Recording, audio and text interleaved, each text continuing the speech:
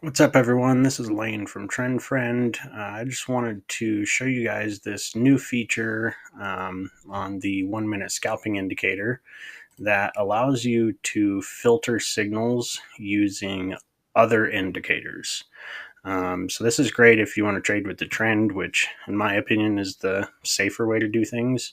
But let me go ahead and just show you exactly how this is used. So basically, we've given you three different options here so you can filter signals by up to three different external indicators. So if I were to turn all of these off, you just get the normal signals once it reloads here. Okay, so now if we turn this back on, let's go ahead and turn on the, let's do the moving averages. So if you use our any 8 moving averages script, I updated that to have this specific output. You can't use any indicator. It needs to have an output value that gives a 1 for bullish trends, -1 for bearish trends, and 0 for neutral or no trades. You can add this code if you have your own indicators. I'll provide that in the description. But basically, that's how the 1 minute scalping indicator knows what signals it can give.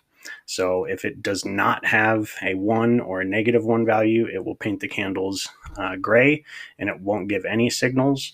But if it's in a 1, which means bullish, then it will give only buy signals. If it's in a -1, that means bearish, and it will only give sell signals. So let's go ahead and set up the any 8 moving averages trend direction.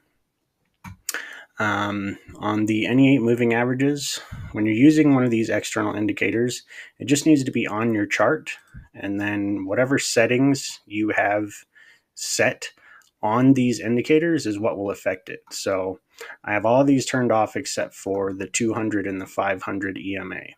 So that means that it will give a bullish trend if price is above the 200 and above the 500. It'll give a bearish trend if price is below the 200 and below the 500. This any 8 moving averages has been updated to have this type of output, so you can use this on the 1 minute scalping indicator. So that's all you need to do there is just set up these to however, whatever ones you want. You could use 4 moving averages if you want, just one, whatever.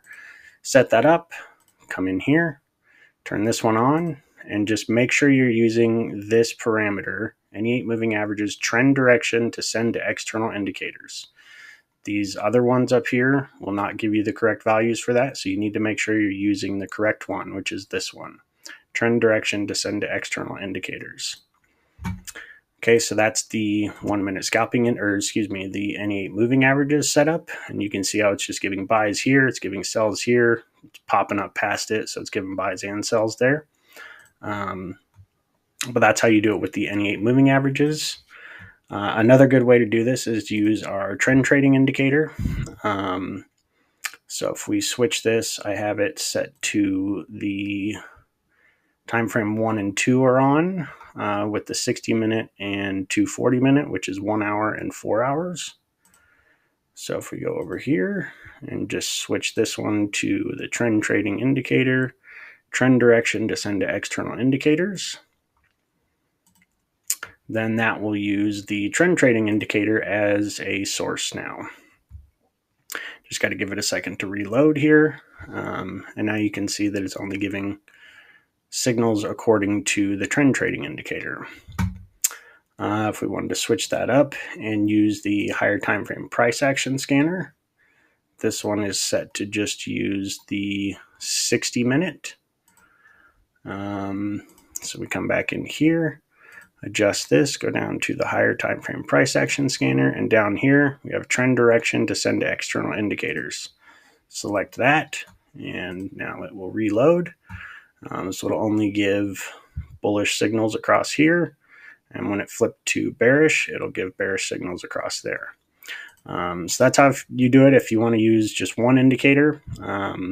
We give you up to 3 that you can use. So if I wanted to use the trend trading indicator as well for extra confluence, we just come back up here, add that one. We could also use the any 8 moving averages. That one's already set there. So there we could have all three of them on, and then it will only give signals when all three of these are giving bullish trends or all three of them are giving bearish trends.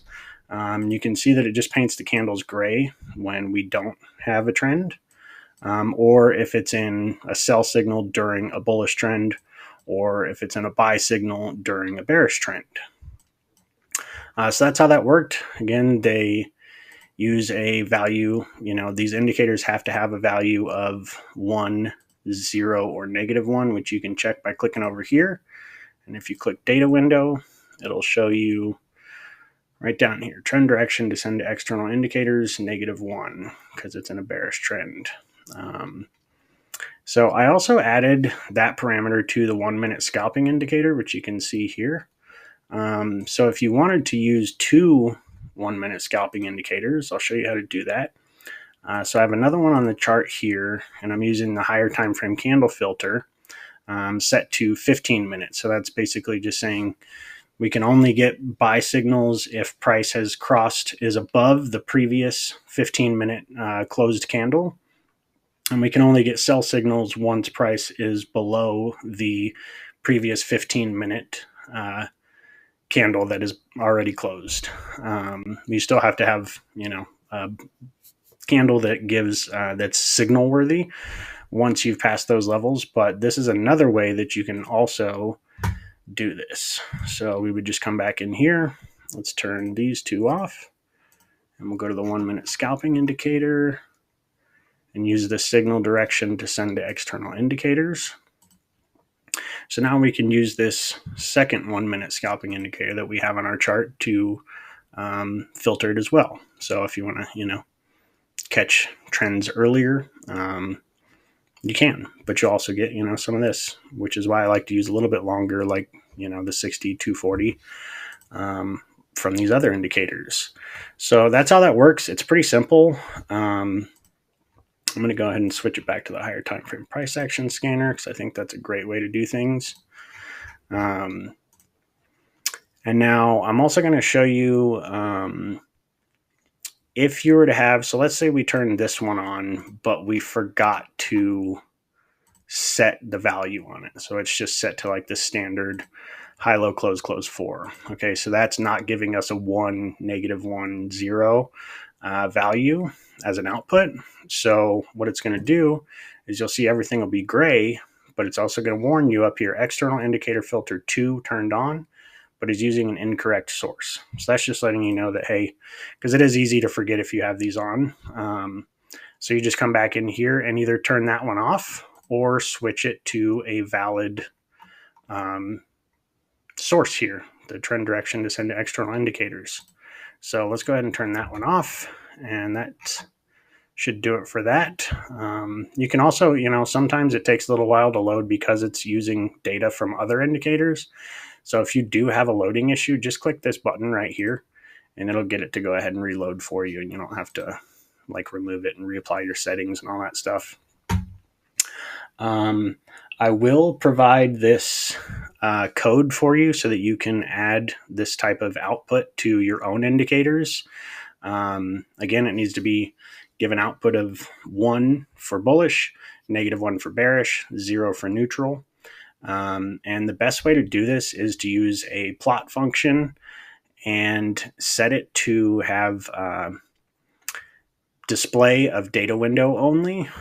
So that will make sure that it doesn't apply the plot value of 0, 1, and -1 to your chart. And it'll just apply it over here in the data window so that it's accessible. Because if you don't do that, then you can see this is at 18,000 right here. When you reload a chart, then it will try to show all of the plots on the chart, and it will resize this chart basically like this so that it can show a value down here of 0, even though it's not actually plotted. It'll try to do that. And to avoid that, you just want to make sure that your output, it's using a plot function, but just make sure you set it to display display.data window is the code for it.